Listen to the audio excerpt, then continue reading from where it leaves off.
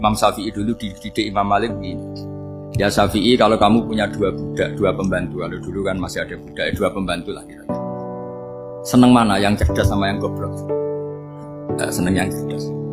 Kalau yang nurut sama yang bantahan, seneng yang nurut. Nah, yang nurut itu yang goblok. Makanya tinggal dibalik saja. Kamu tak beda ya. Seneng mana punya istri yang cerdas apa yang goblok? Coba jawab. Atau ibu-ibu, mbak-mbak ini, seneng mana punya suami yang cerdas atau yang goblok? Kalau cerdas gak bisa diakali. Tapi goblok nurut tapi ya kadang sini-sini kan.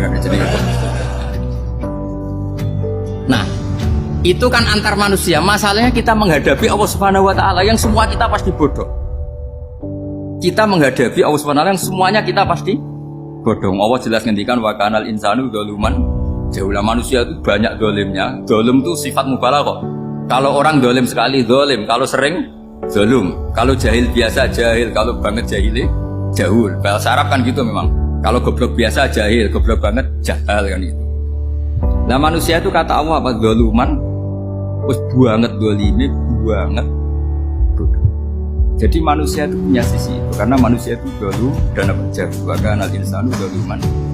Problemnya ini ngadepi Allah yang selalu pinter, yang kita selalu bohong. Misalnya gini, kamu ditanya Allah. Ini contohnya Imam Malik. Ikla hadi sohroh fa inna tahtaha dhahaban. Nah, coba bongkahan batu itu kamu angkat, di bawahnya ada emas.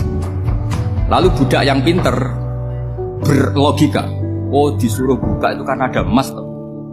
Berlogika. Kalau budak yang goblok enggak, ya disuruh ya diangkat saja. Ada emas apa enggak karena perintah ya diangkat. Yang satu nurut karena perintah, yang satu nurut karena ada emas, ada sesuatu. Logikanya suatu saat Tuhan tuh hanya bilang gini dok, ikhla hadis sokroh, batu itu angkat. Yang nurut yang goblok permanen tadi kan langsung angkat.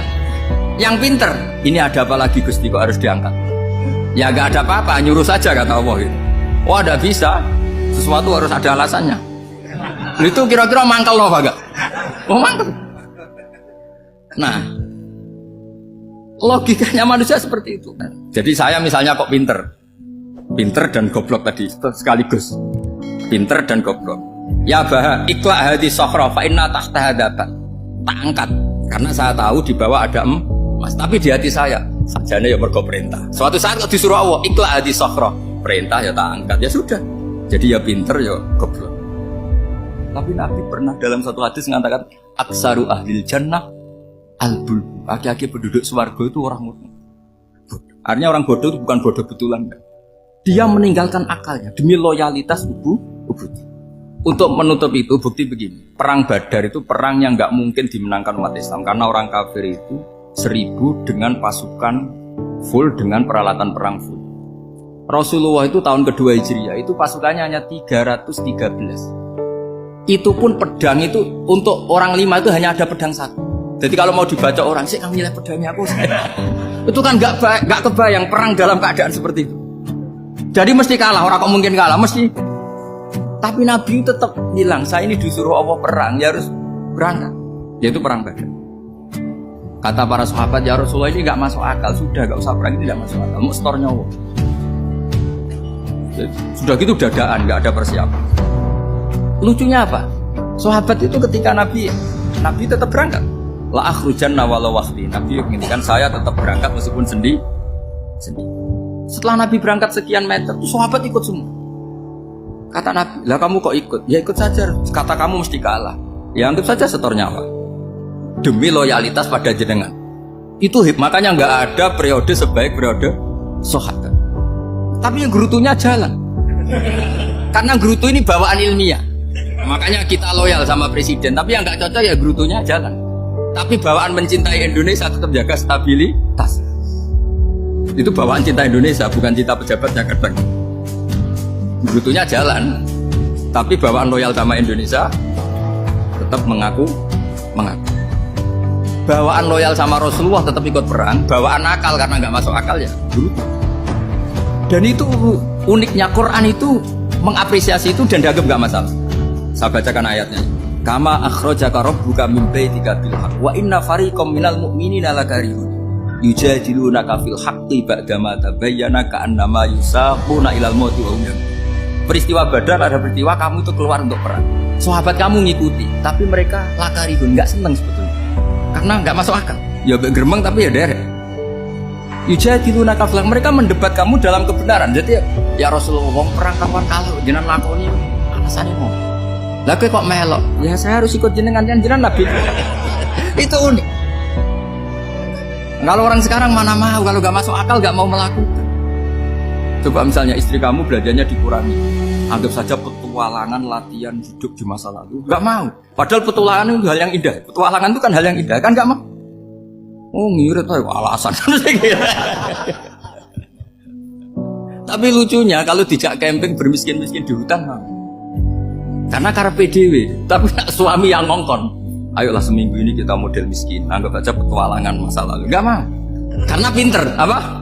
Coba kalau bodoh, ya ngono ya rapopo mas. Tapi harus sekedar nak bodoh, pas kamu sakit ya dibiarin. Karena dia melihat sakit kan biasa, namanya manusia. Jadi, makanya ini pilihannya susah, hidup itu masih susah, makanya ini. Jadi uniknya Quran gitu, Quran itu membolehkan psikologi manusia. Makanya Allah ngendikan kutiba alaikumul qital wa huwa kurhul. Ya saya tahu kamu tidak suka perang. Allah yang ngakui bahwa enggak apa-apa. Tapi ketidaksenangan kita harus dilawan demi mengikuti Allah dan misalnya perempuan Allah juga gitu. Wa ashiruhunna bil ma'ruf. Gauli istri kamu muamalah secara baik. Kata Allah fa in karihtumuhunna fa asa an takrahu syai'a wa ja'alallahu fi khairam katsira. Mungkin ada watak yang kamu tidak suka, tapi di situ ada kebaikan. Allah ngaku yang namanya suami mesti ada watak yang nggak suka dari istri. Juga sebaliknya lebih banyak lagi yang suami istri kamu tidak suka watak kamu, juga nggak suka hidung kamu, wajah kamu banyak lah nggak disuka. Tapi demi kestabilan negara suami istri ini, mereka loyal, justru itu bagus. Maka jagalah ilmu, juga jagalah loyalitas. Itu yang perlu saya utarakan. Jadi makanya agama ini dibangun dua. Satu kecerdasan hikmah, yaitu ya al-hukmu yaduru ma'ilati wujudan wa adaman. Tapi juga ada ubudiyah, bahwa agama ini milik Allah. Maka sami'na wa ata'na. Karena begini logikanya, saya ulang lagi masalah batu. Iqla hadis sokhro fa inna tahta hadat. Terus saya angkat, pembantu saya ngangkat. Dia saya gaji atas nama apa? Nurut kan? Atas nama menemukan emas apa atas nama nurut? Nurut, karena emas itu juga penemuan saya, milik saya. Ngangkat batu yang nggak ada emasnya juga atas nama nurut. Jadi rapot yang saya berikan ke pembantu saya itu tentang nurut dan tidak nurut. Saya kan tidak peduli dengan cerdas dan tidak cerdas. Itu kan tidak sesuatu yang menguntungkan saya. Nah Allah juga gitu. Kecerdasan kamu, pinter kamu itu tidak menguntungkan Allah Subhanahu wa Ta'ala. Karena Allah itu tidak butuh pinter kamu, cerdas kamu. Allah hanya butuh mental ubudiyah kamu. Makanya Allah mensifati nabinya hanya subhanalladzi asra bi abdihi, karena status tertinggi manusia adalah sifat kehambaan. Makanya ya Tuhan nafsul mutmainnah irji'i ila rabbiki radhiyatam mardiyah fadkhuli fi ibadi, berstatuslah sebagai hamba baru wadkhuli. Nah kalau kamu berstatus hamba ya harus baik, gak usah membantah. Coba kalau kamu rasional, ya Allah kenapa bikin surga nanti-nanti? Engkau kan bikin sekarang, ngapain repot-repot nanti?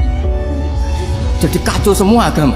Makanya yang perlu didahulukan adalah status ya Tuhan nafsul mutmainnah irji'i ila rabbiki radhiyatam mardiyah fadkhuli fi ibadi, masuklah berstatus sebagai hamba saya. Khasnya hamba tadi ya cerdas, karena semua yang diperintahkan Allah pasti ada hikmahnya. Tapi kecerdasan ini kadang kita tinggalkan demi loyalitas ubudiyah.